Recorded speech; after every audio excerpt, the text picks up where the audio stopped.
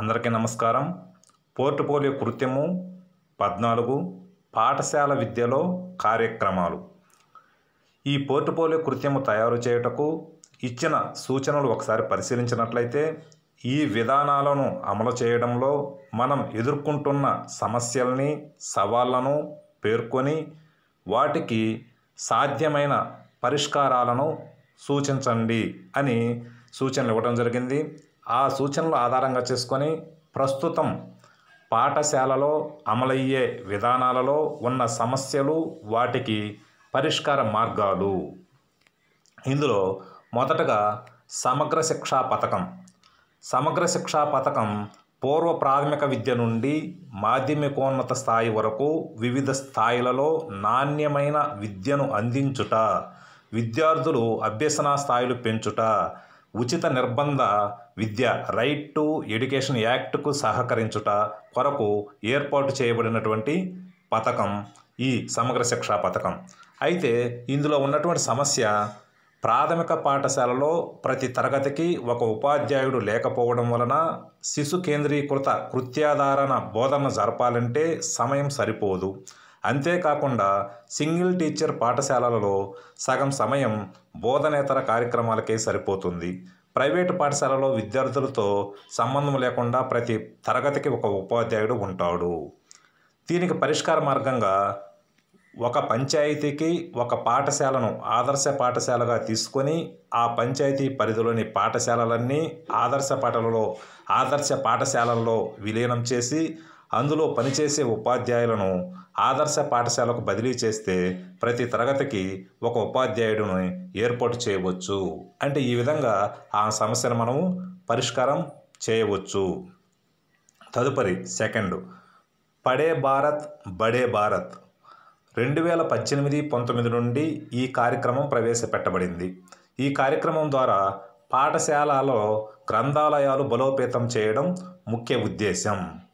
అయితే ఇక్కడ సమస్య ఏంటంటే, ప్రాథమిక పాఠశాలల్లో చాలా వరకు ఫర్నిచర్ సదుపాయాలు మరియు దినపత్రికలు, మ్యాగజైన్స్, పోటీ పరీక్షలకు తగిన పుస్తకాలు అందుబాటులో లేవు. పరిష్కారం, ప్రతి పాఠశాలకు ప్రభుత్వమే దినపత్రికలు, మ్యాగజైన్స్, పోటీ పరీక్షలకు తగిన పుస్తకాలు ప్రతి నెల పాఠశాలకు చేరే విధంగా చేస్తే గ్రంథాలయాలు బలోపేతం అవుతాయి. తదుపరి ఖిలే ఇండియా. పాఠశాలల్లో క్రీడల కోసం ప్రవేశపెట్టబడిన పథకం. ఇందులో సమస్య, ప్రాథమిక పాఠశాలల్లో చాలా వరకు ప్రహరీ మరియు ఆట స్థలం వంటి సదుపాయాలు లేవు. అంతేకాకుండా ప్రాథమిక స్థాయి ఉపాధ్యాయులకు క్రీడల పట్ల సరి అయిన శిక్షణ లేదు. దీనికి పరిష్కారం, ప్రతి ప్రాథమిక పాఠశాలకు ప్రహరీ మరియు ఆట స్థలం కల్పించి ప్రాథమిక స్థాయి ఉపాధ్యాయులకు కొంత శిక్షణ ఇచ్చినట్లయితే విజయవంతం అవుతుంది. తదుపరి స్వచ్ఛ విద్యాలయ పురస్కారం. పాఠశాలల్లో శుద్ధ జలము, పారిశుద్ధ్యము, పరిశుభ్రత పద్ధతులు గుర్తించడానికి, ప్రేరేపించడానికి ఉద్దేశించబడినటువంటి పథకం ఇది. దీంట్లో సమస్య, చాలా పాఠశాలల్లో సరి అయిన త్రాగునీరు సదుపాయం లేదు, ప్రహరీ గోడలు లేవు. అంటే ఇక్కడ స్వచ్ఛ భారత్ అంటే స్వచ్ఛమైనటువంటి పరిశుభ్రత, పారిశుద్ధ్యము, శుద్ధ జలం ఉండాలంటే ప్రతి పాఠశాలలో సరైనటువంటి త్రాగునీటి సదుపాయం లేదు. అంతేకాకుండా పరిశుభ్రత కోసం చాలా పాఠశాలల్లో ప్రహరీ గోడలు కూడా లేవు. దీనికి పరిష్కార మార్గం, ప్రతి పాఠశాలకు త్రాగునీటి కోసం ఆర్ఓ ప్యూరిఫైర్ ఏర్పాటు చేయాలి. ప్రతి పాఠశాలకు ప్రహరీ గోడ ఉండాలి. తదుపరి ఉచిత పాఠ్యపుస్తకాలు, ఉచిత యూనిఫాము. ఈ పథకం ద్వారా ప్రతి విద్యార్థికి ఉచిత పాఠ్యపుస్తకాలు, 3 జతల యూనిఫామ్ ఇస్తున్నారు. సమస్య, పాఠ్యపుస్తకాలు సకాలంలో అందించుట లేదు. యూనిఫామ్ కుట్టించుకున్నట్టుకు ఇచ్చే నగదు తక్కువ. పరిష్కారంగా పాఠ్యపుస్తకాలు సకాలంలో అందించి యూనిఫామ్ కుట్టించుకున్నట్టుకు నగదు పెంచినట్లయితే ఈ పథకం విజయవంతం అవుతుంది. తదుపరి పాఠశాలల్లో పౌష్టిక ఉద్యానవనం. పాఠశాల ఆవరణలో మధ్యాహ్న భోజన పథకములకు సంబంధించిన ఆకుకూరలు, కూరగాయలు పెంచుటకు ఉద్దేశించిన పథకం. అయితే ఇందులో సమస్య, చాలా ప్రాథమిక పాఠశాలలకు ప్రహరీ గోడ మరియు నీటి వసతులు లేవు. పరిష్కార మార్గంగా ప్రతి పాఠశాలకు ప్రహరీ మరియు నీటి వసతి కల్పించినట్లయితే ఈ పథకం విజయవంతం అవుతుంది. తదుపరి షాగున్ పోర్టల్.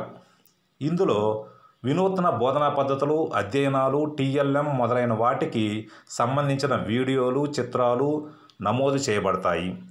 ఉపాధ్యాయులు, విద్యార్థుల ప్రయోజనం కోసం ఈ షాగున్ పోర్టల్ అందుబాటులో ఉంచబడింది. అయితే ఇక్కడ సమస్య, ఈ పోర్టల్ గురించి ఉపాధ్యాయులకు, విద్యార్థులకు సరియైన అవగాహన లేదు. పరిష్కార మార్గంగా విద్యార్థులకు, ఉపాధ్యాయులకు షాగున్ పోర్టల్ గురించి సరియైన శిక్షణ ఇచ్చినట్లయితే బాగుంటుంది. తదుపరి ఆత్మరక్షణ విద్య. దేశవ్యాప్తంగా బాలికలపై పెరుగుతున్న నేరాలను దృష్టిలో పెట్టుకొని వారి భద్రత, రక్షణ కోసం ఆత్మరక్షణ పథకం ప్రవేశపెట్టడం జరిగింది. ప్రమాదకరమైన దాడులు చేసే వ్యక్తులను అడ్డుకోవడానికి ఈ శిక్షణ ఉపయోగపడుతుంది. అయితే ఇక్కడ సమస్య, ఈ శిక్షణ ఉద్దేశం బాగుంది, అయితే బాలికలందరికీ శిక్షణ ఇచ్చే శిక్షకులు అందుబాటులో లేరు. పరిష్కారంగా ప్రతి ఉన్నత పాఠశాలలో ఉండే వ్యాయామ ఉపాధ్యాయుడికి ఆత్మరక్షణకు సంబంధించిన శిక్షణ ఇచ్చినట్లయితే ఆ వ్యాయామ ఉపాధ్యాయుడు ఆ పాఠశాలలో బాలికలందరికీ శిక్షణ ఇవ్వగలరు. తదుపరి క్లస్టర్ వనరుల కేంద్రాలు బలోపేతం. ఉపాధ్యాయులకు శిక్షణ మరియు పాఠశాలలో విద్యా విషయక మద్దతు కోసం క్లస్టర్ రీసోర్స్ కేంద్రాలు ఏర్పాటు చేయడం జరిగింది. పాఠశాలల పనితీరు మెరుగుపరచడానికి, విద్యా సమస్యలు, బోధనా విధానాలు చర్చించడానికి క్లస్టర్ రీసోర్స్ సెంటర్స్ నెలవారీ సమావేశాలు నిర్వహిస్తాయి. అయితే ఈ క్లస్టర్ వనరుల కేంద్రాల బలోపేతంకి ఉన్నటువంటి సమస్య, ఈ సమావేశాలకు హాజరయ్యే ఉపాధ్యాయులు తక్కువగా ఉండుట వలన ఆశించిన ఫలితాలు రావడం లేదు. దీనికి పరిష్కారం, క్లస్టర్ రీసోర్స్ సెంటర్స్ పరిధిలో తక్కువ పాఠశాలలు ఉండుట, అందులో సగం ఉపాధ్యాయులు ఒకరోజు, మిగిలిన సగం మరొక రోజు హాజరగుట వలన ఉపాధ్యాయుల సంఖ్య తక్కువగా ఉంది. కాబట్టి క్లస్టర్ రీసోర్స్ సెంటర్స్ సంఖ్యను తగ్గించి వాటి పరిధిలోని పాఠశాలల సంఖ్యను పెంచి ఆ పాఠశాలల్లోని ఉపాధ్యాయులందరికీ ఒకే రోజు సమావేశం ఏర్పాటు చేస్తే విజయవంతం అవుతుంది. తదుపరి పాఠశాల భద్రత. చాలా ప్రాథమిక పాఠశాలలకు ఇప్పటికీ ప్రహరీ గోడలు లేనందువల్ల పిల్లలు బయట ఆటలు ఆడాలన్నా భయమేస్తుంది. ఎందుకంటే ఆవులు, గేదెలు, గొర్రెలు, మేకలు, కుక్కలు లాంటి జంతువులు పాఠశాల ఆవరణలో ప్రవేశిస్తున్నాయి. దీనికి పరిష్కారం, మనబడి నాడు నేడు కార్యక్రమంలో మా పాఠశాలను చేర్చినట్లయితే సమస్య పరిష్కారం అవుతుంది. తదుపరి ఇతర సమస్యలు. అంటే ఇచ్చినటువంటి ఈ పథకాలకు సంబంధించిన విధానాలకు సంబంధించిన సమస్యలే కాకుండా ఇతర సమస్యలు. సమస్య, ఉపాధ్యాయులకు బోధనేతర కార్యక్రమాలైన మధ్యాహ్న భోజన పథకము, శానిటేషన్, అమ్మ ఒడి, చైల్డ్ ఇన్ఫో మొదలైన కార్యక్రమాలు ఆన్లైన్లో అప్లోడ్ చేయటం వంటి వాటి వలన ఒక ఉపాధ్యాయుడు ఉండే పాఠశాలలో సగం సమయం ఈ కార్యక్రమాలకే సరిపోతుంది. బోధనా సమయం సరిపోవట్లేదు. దీనికి పరిష్కారం, బోధనేతర కార్యక్రమాలు సిఆర్పీలు మరియు విలేజ్ ఎడ్యుకేషనల్ ఆఫీసర్లకు అప్పచెప్పినట్లయితే సమస్య పరిష్కారం అవుతుంది.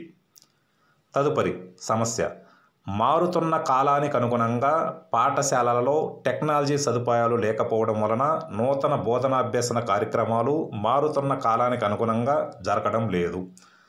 దీనికి పరిష్కారంగా ప్రతి ప్రాథమిక పాఠశాలకు ఒక కంప్యూటర్ మరియు స్మార్ట్ టీవీలు ఏర్పాటు చేసి ఇంటర్నెట్ సదుపాయం కల్పించాలి.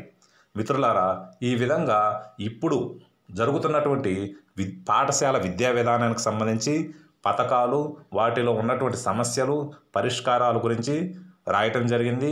మీరు ఇంకా మీకు తెలిసినటువంటి సమస్యల్ని, వాటి యొక్క పరిష్కార మార్గాల్ని అదనంగా చేర్చి ఈ పోర్ట్ఫోలియోను రాస్తారని చెప్పి భావిస్తున్నాను.